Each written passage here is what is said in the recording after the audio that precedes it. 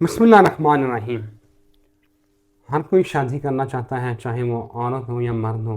99% लोग जो है वो शादी के बंधन में बंधना चाहते हैं। लेकिन आज की वीडियो आपको खसूसी तौर पर ये एक इन्फॉर्मेटिव वीडियो है, जिसमें आपको उसामा सब गाइड करेंगे कि किन भरूच को किन से शादी करनी चाहिए। मतलब शादी के लिए कौन से भरूच जो है वो आइडियल होते हैं कि आप इन भरूच से शादी करेंगे तो आपकी शादी बेहतरीन चलेगी। होता तो रिस्की है, बरन एक इन्फॉर्मेटिव वीडियो है। और किन भरूच से शादी नहीं करनी चाहिए। लेट्स से वर्गो है, उसको स्कॉर्पियो से करनी चाहिए या वर्गो को सैजिटेरियस से करनी चाहिए, ये आपको बताएंगे शादी करते हुए किन चीज़ों का ख्याल रखना है। उसामा साहब, मोहम्मद उसामा अली मेरे साथ मौजूद है। Very famous astrologer, business consultant, religious scholar. और आज की वीडियो आपके लिए। उसामा साहब हमें गाइड करें। बहुत शुक्रिया। बिस्मिल्लाहिर्रहमानिर्रहीम, अल्हम्दुलिल्लाहि रब्बिल आलमीन, अल्लाहुम्मा सल्लि अला मुहम्मद व आले मुहम्मद। पहले तो आपने जिस अंदाज से पूछा, ऐसा लगता है कि कुछ को करनी चाहिए और कुछ को नहीं करनी चाहिए। कि कुछ बरूद जो है उनसे करनी ही नहीं चाहिए। ऐसा नहीं है, हर किसी का कोई ना कोई सूटेबल मैच है बेसिकली। और हाँ, ये है कि थोड़ी सी ये बड़ा सीरियस मैटर है। आजकल पता चला है कि खुला के केस भी बहुत ज़्यादा यस, बढ़ तलाक गए। की रेशो बहुत बढ़ गई है। तलाक की रेशो बहुत बढ़ गई है। और ये सिर्फ इस वजह से है कि हमारे पास बेटी ब्याहते हुए बेटा ब्याहते हुए स्टैंडर्ड्स नहीं है। देखिए, सबसे पहले तो इस्लामिक स्टैंडर्ड है कि दीन को पसंद करो, क्योंकि उस पर आप लाशऊरी तौर पे कोई भी बेटी है या बेटा है आपका, अगर उसको आपने खुदा का खौफ डाला है तो ह्यूमन केयर में, अपने पार्टनर की केयर में अल्लाह को, उसके खौफ को मद्देनज़र रखते हुए गिव अप करेगा। शैतान एक तो करीब नहीं आएगा दोनों के, दूसरा गिव अप करेगा। और ये गाड़ी तभी चलती है कुछ लोगों के काइंड ऑफ। तो उसके बाद आप समझें कि उसके बाद हसब नसब को, उसके बाद आपकी ये जो दौलत, अमारत, हुसन, ये तीसरी कैटेगरी है जाके, हम उसको पहले रखे हुए हैं। और जो पहली दो चीज़ें हैं, हसब नसब और जो आपका दीनदारी है, उसको हम देख नहीं रहे। तो एक तो इसको सबसे पहले स्टैंडर्ड को समझें। फिर अब एस्ट्रोलॉजिकली अगर बात करें तो एस्ट्रोलॉजिकली एरीज़ के लिए जो सबसे बेस्ट होगा वो उसके फिफ्थ हाउस का लीव साइन होगा। फिफ्थ हाउस रोमांटिक, रोमांस को रिप्रेजेंट करता है बेसिकली।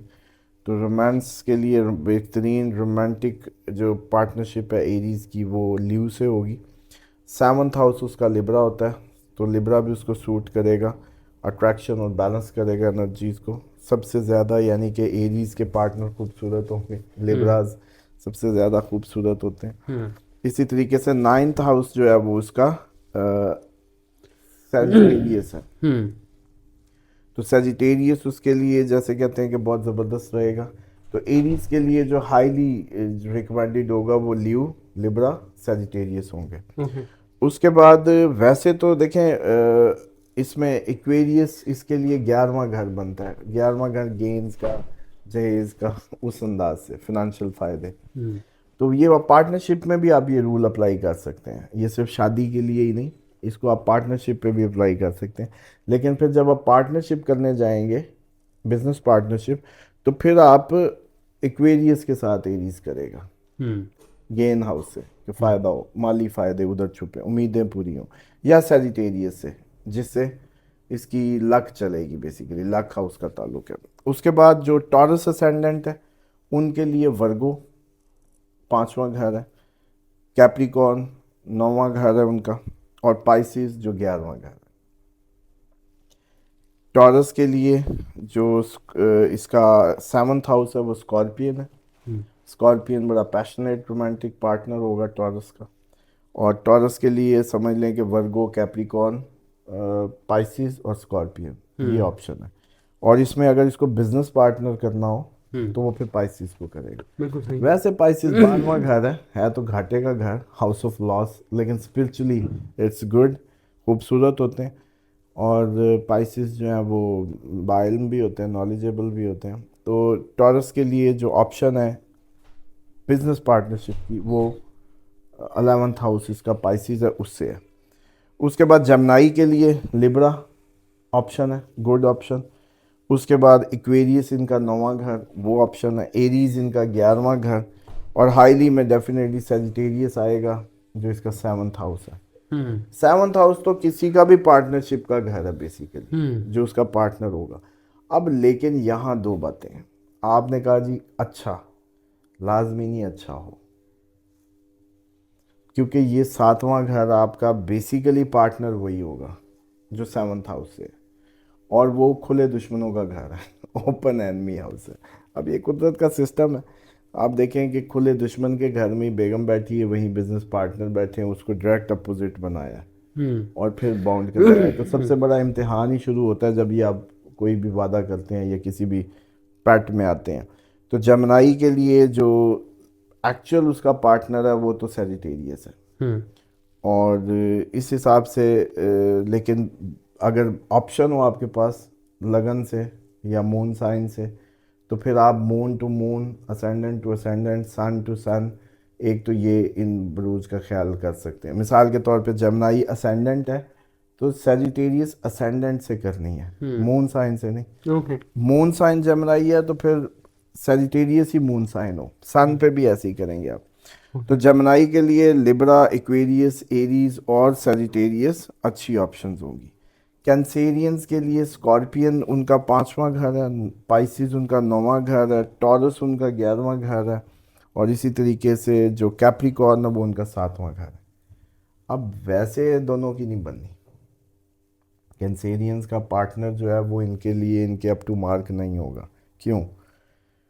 कैंसर तो एक इमोशनल बॉडी है, एक इमोशनल स्टार है, प्यार खोर है, बड़ा नरम मिजाज है, केयरिंग है, लविंग है, इसको शिद्दत चाहिए, गर्म जोशी चाहिए। और कैप्रिकॉर्न एक सर्द, काम और ठंडा सैटर्न रूल करता है।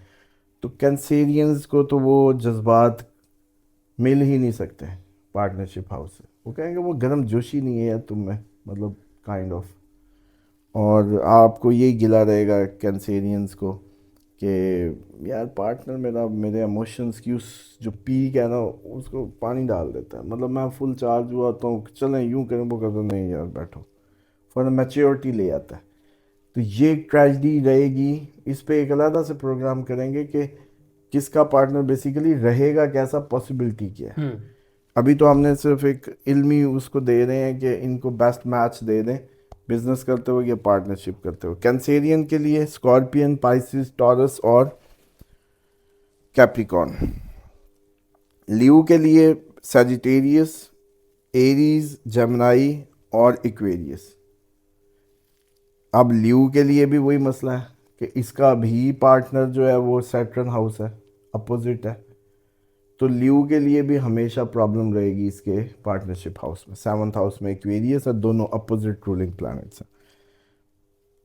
तो टेक्निकली एक और बात भी बताता जाऊँ कि आप लोग जो मेरे नाज़रीन इस वक्त देख रहे हैं, जो भी आपको लग रहा है कि अब लियो का जैसे सामने वाला घर उसके अपोजिट है, मतलब सन और सैटर्न की नहीं बनती और वो दोनों आपस में रूलिंग प्लैनेट टकरा रहे हैं, यानी कि लियो की ज़िंदगी में शादी का, पार्टनरशिप का सुख अच्छा नहीं होता।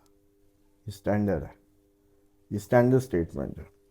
कई लोग कहेंगे कि जी हम तो लियो हैं। नहीं, आप हो सकता है लियो ना हो। आप वेस्टर्न एस्ट्रोलॉजी से अपने आप को 21 से 21 या 22 तारीख से 22 तारीख में लियो समझ रहे हो, लेकिन हो सकता है आपका मून साइन कोई और हो, आपका असेंडेंट जब आप पैदा हुए कोई और हो, सन इवन हमारी इंडियन एस्ट्रोलॉजी या वैदिक एस्ट्रोलॉजी में तो डिफरेंट डेट्स को चेंज होता है। तो हो सकता है आप अपने आप को लियो समझ रहे हैं, आप हो ही ना, ये भी पॉसिबिलिटी है। तो अब तो गूगल पे कैलकुलेटर्स मौजूद है, अपनी date of birth, time, place डाल के आप उस पर अपना चार्ट निकाल के अपने आप को मून सन जो भी अपना वो दे सकते हैं।